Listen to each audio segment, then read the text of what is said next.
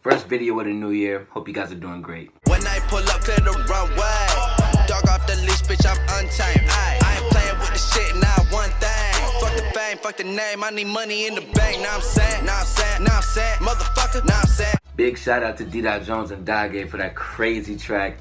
My mom is from Vallejo, so I got some of the Bay in my blood. So salute to the Bay boys. They always killing it. I'm always gonna show the Bay love. You know, it's the best energy in the Bay. Also, big shout out to my brother Chase. He's got a web series coming. Comes out January 15th. Check it out.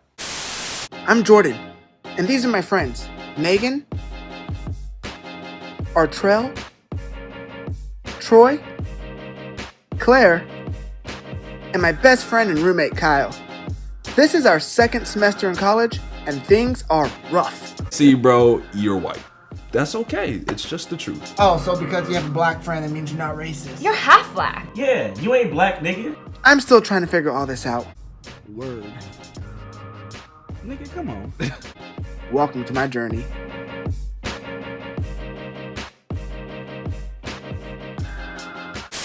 Greetings and salutations, all that good stuff and more. As you can tell by the title, Album Archives, Green Day. This is also kind of a suggestion too, because I don't really remember this album aside from Basket Case and When I Come Around. And those were really great songs. And like, I really only followed like the singles from Green Day. Like, I never really got into their albums. Like, aside from American Idiot, which I know people still won't, it's still coming. But aside from American Idiot, I never really got into their albums. So it'll be interesting to go back over this. I mean, I did listen to this album, I want to say like maybe when I was 11. And this came out in 94, I think. And I'm pretty sure I wasn't born yet when the album dropped. Like, that is my birth year in 94, but I'm pretty sure it was months before I was born.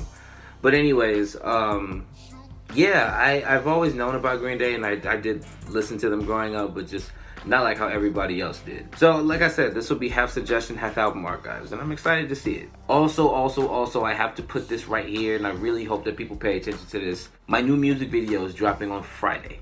I'm really excited to share that with y'all. Really hope you enjoy that. I know people still want suggestions. Those are coming. I've really been giving a lot of my hours to the music lately. And I'm working too. I'm going to Camarillo today.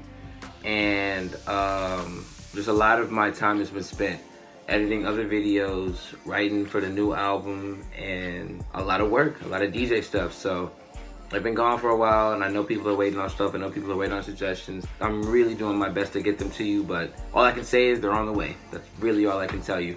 Doing my best to get them to you. So, I really hope you enjoyed the video on Friday, and I really hope you enjoy this video right now. Let's get back into Dookie from Green Day. Number 1, Burnout.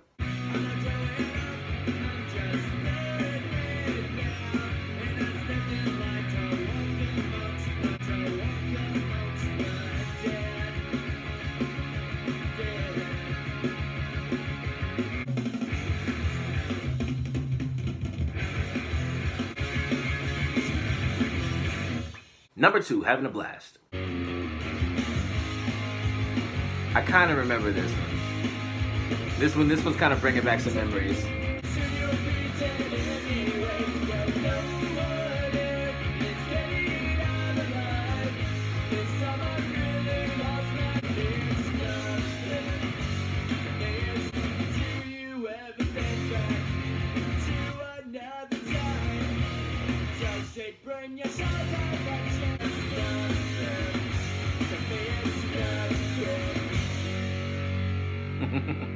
Yeah, this is just making me think of people just thrashing around in their bedrooms and just going wild to the album. I mean, like I said, I really only remember 2 songs from it, but like that one I definitely remember listening to a couple times. And a couple of my friends were into Green Day back in middle school too, so again, this is a nice little blast from the past. Number 3, Chump.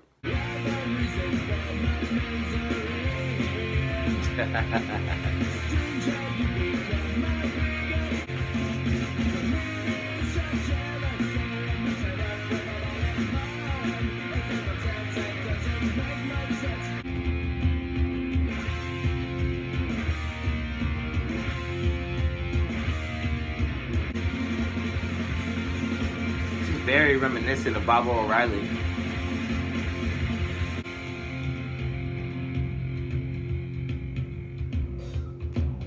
Woo!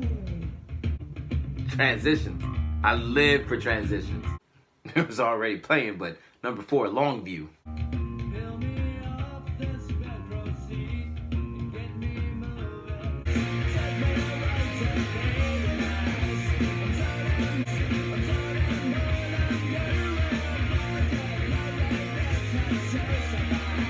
I definitely go on record to say Billy Joel's voice is really, really one of the cornerstone voices for pop punk, alternative, like this whole era of music. I would say, Patrick Stump definitely stood out. Brandon Urie, obviously, Gerard Way, but I gotta throw Billy Joel in there too.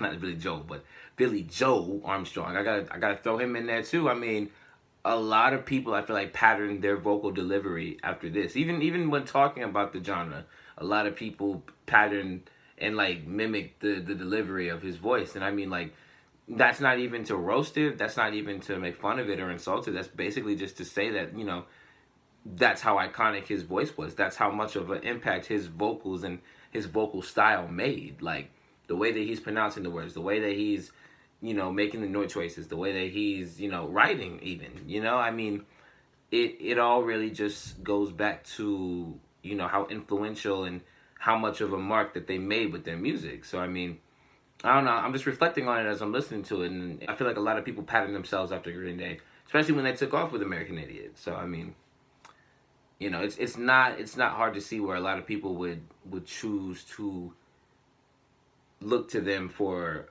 inspiration, whether in content with lyrics or in strength and style of delivery. Number 5, Welcome to Paradise. Sounds like some music that would play in Sunset Overdrive.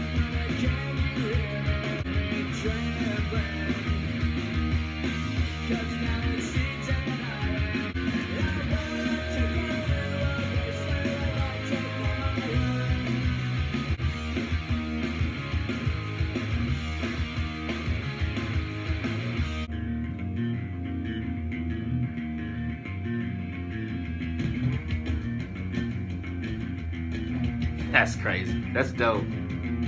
For some reason, I feel like I know Pulling Teeth, which is number 6, but I feel like I know this song. I feel like it's one of the many songs by them I learned on the guitar. Like, when I really played, I learned Boulevard of Broken Dreams, When I Come Around. I feel like this is another one. I gotta listen to it, but I feel like this is one of the other songs that I learned on guitar from Green Day. We shall soon find out.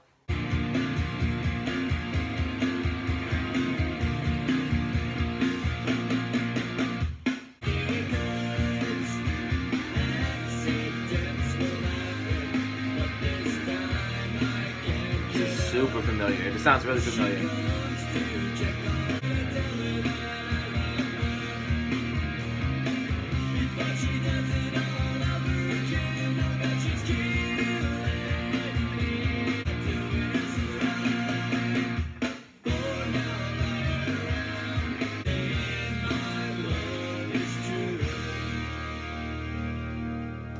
Yeah, I definitely think I know that one. I'm pretty sure I played that one a couple times. Number 7, Basket Case. Do you have the time to listen to me whine? I think I'm ready now. Am I just paranoid? Am I just sad? Sometimes my mind plays tricks on me.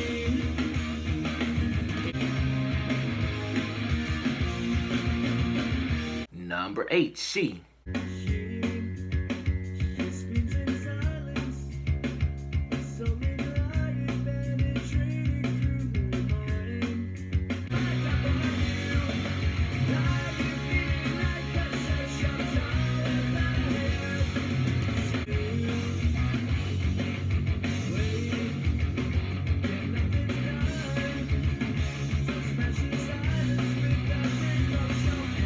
I really love how clean the album sounds.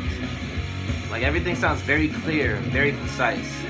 Like, nothing sounds too fuzzy, nothing sounds muffled. I like it. Number 9, Sassafras Roots.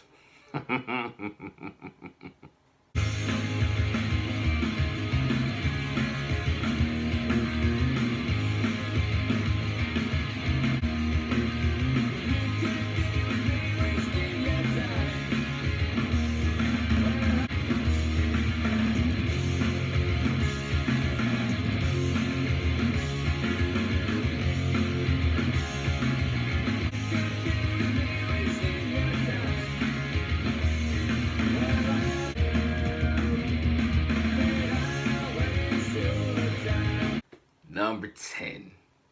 Classic track. Classic track. When I Come Around.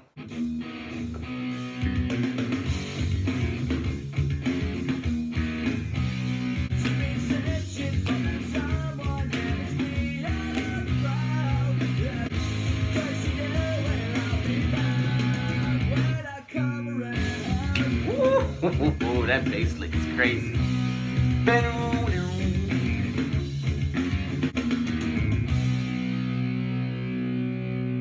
It's forever fire. Forever fire. Number 11, Coming Clean.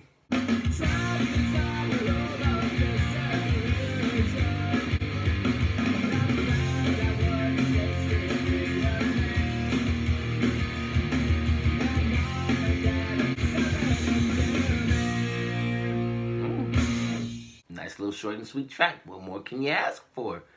I think again, I'm really loving just how polished everything sounds, especially for something so grungy and so edgy with the lyrics and content. But I really just love how fine the sound sounds. I hate to put words together like that, but I really love how well done it sounds. And you know, it doesn't sound like a bedroom recording. It doesn't sound like they made it in a garage, or you know, it doesn't sound messy. It really sounds like they took their time in creating it. Like, it's really dope. Definitely an album that I really wish I had more memory of. Because, you know, like I said, I did enjoy Green Day growing up, but, you know, mainly just the singles. But, yeah, I definitely wish I had more of a connection with this, because it's definitely a really good piece of work. I mean, wow. Coming up on the last bit of tracks, because I know there's a hidden track in FOD, but number 12, Eminus Sleepless. Is that Latin? Is it like backwards? I don't know.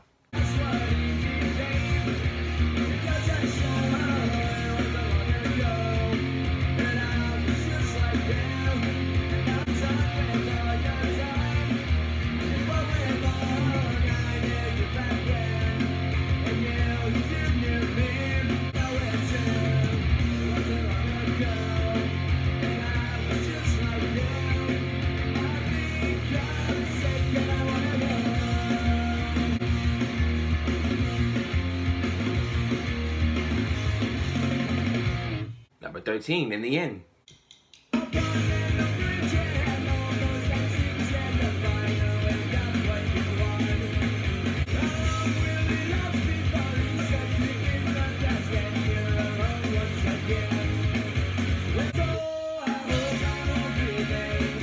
I remember this one.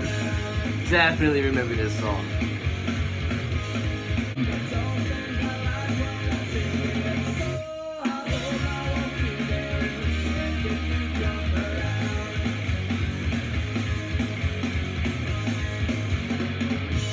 That definitely brings me back to all the backyard shows I went to support my homies when they were doing their band shows and local shows, and they still do it today. But that definitely brings me back to just seeing people mosh in somebody's backyard, like all in good fun too. Like, nobody would get too crazy. Every now and then something would happen, but it's just, you know, reminiscing on simpler times. You know, we a whole bunch of us just stupid kids got together, a lot of talented people.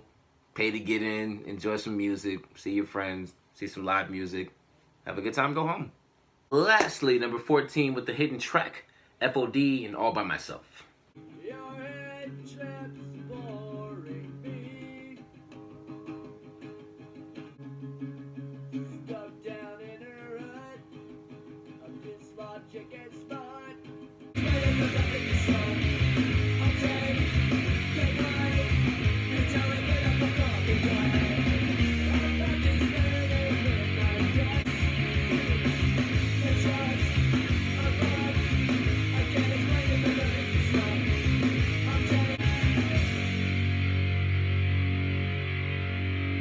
Dope track. I like it.